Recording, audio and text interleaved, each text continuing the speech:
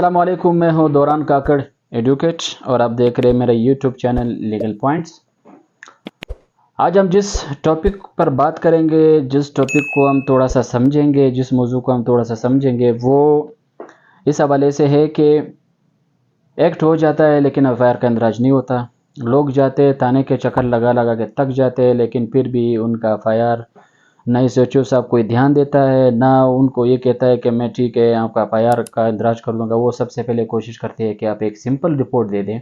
वो एफआईआर से जान छुड़ाते हैं, क्योंकि एफआईआर से स्टार्ट में वो लोग जान इस वजह से छुड़ाते हैं क्योंकि उनको लगता है अगर एफआईआर का इंदराज हो गया तो स्टेट मशीनरी जो है वो मोशन में आ जाती है और फिर आपने पकड़ दकड़ करनी है, लोगों को देखना है। वो इन चीज़ों से जान छुड़ाने के लिए आपको बिल्कुल स्ट्रेट अवे मना करते हैं।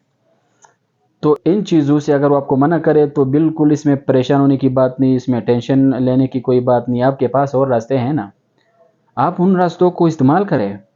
आपको दिया गया ये रास्ते, ये जो जितनी भी कानूनी रेमेडीज़ है, ये आप लोगों के लिए तो बनाई गई है। आपको पता नहीं होता, इस वजह से आप टेंशन में आ जाते हैं, परेशान होते हैं, फिर आप जाके पुलिस वाले को पैसे भी देते हैं जो कि इलीगल है। क्योंकि राइट है आपका एफआईआर का इंदराज करवाना, आपका राइट है। ये राइट आपको स्टेट नहीं दिया है, आपके इस मुल्क की आईन नहीं दिए, कानून नहीं दिए, तो उसको क्यों आप इस्तेमाल नहीं कर रहे।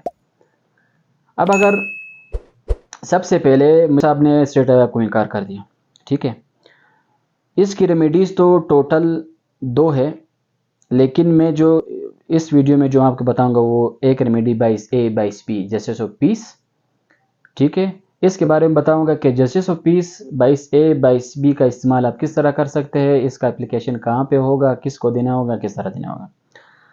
अब आ जाते हैं कि जब एफआईआर का इंदराज नहीं हो रहा, सबसे पहले आपने क्या करना है, 2 एप्लीकेशन तो आपने देनी होती है।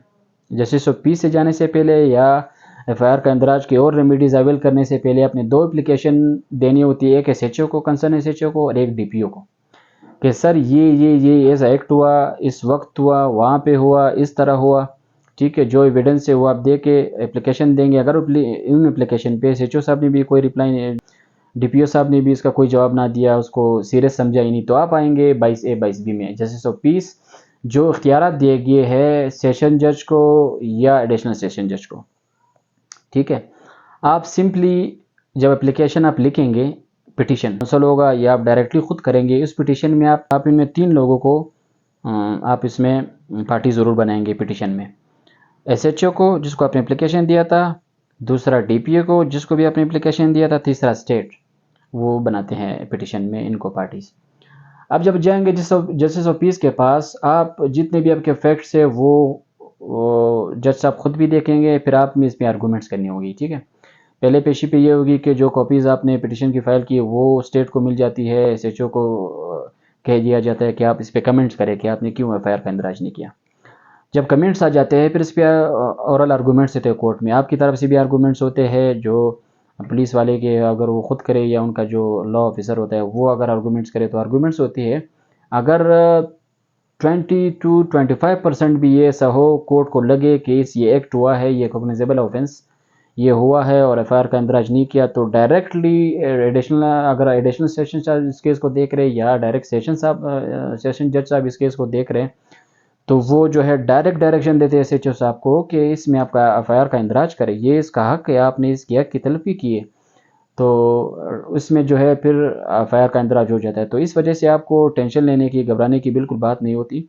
आपके पास रास्ते हैं, उसको समझने की कोशिश करें, उनको सीखने की कोशिश करें। डायरेक्टली अगर आप पढ़ नहीं सकते या आपके पास टाइम नहीं होता कि एक बुक खोले फिर उस पर रिसर्च करें, तो ये वीडियो जो हम बनाते हैं या और लॉ चैलेंज जो बनाते हैं, तो आप लोगों की आगाही के लिए तो बनाते हैं हम ये वीडियोस, वरना हमारी तो प्रैक्टिस होती है, हम तो प्रैक्टिस में भी बिजी रहते हैं, हमारे और भी ऑफिशियल बहुत वर्क होते हैं उनमें भी हम बहुत बिजी रहते हैं, लेकिन हम कोशिश करते हैं कि उन कामों से हम कुछ वक्त निकाल के आपके लिए ये वीडियोस बनाएं, ताकि जो सोशल अवेयरनेस है या जो सोशल काम है वो भी हम साथ साथ करें और लोगों तक अपने जो नॉलेज है वो उनको फैलाए। तो आप लोगों से भी गुजारिश है कि अगर आपको ये वीडियो पसंद आई तो इसको आगे ज़रूर शेयर कर दीजिएगा, ताकि और लोगों को जब इन चीज़ों की ज़रूरत होती है, इन वीडियोस की ज़रूरत होती है, तो वो सीखे। और दूसरा ये है कि जो एक फ्री काम है मैं कर रहा हूँ आप लोगों के लिए, आप करें, इसी के साथ जो है एक लिंक बनता रहेगा और लोगों तक ये नॉलेज, ये पैगाम,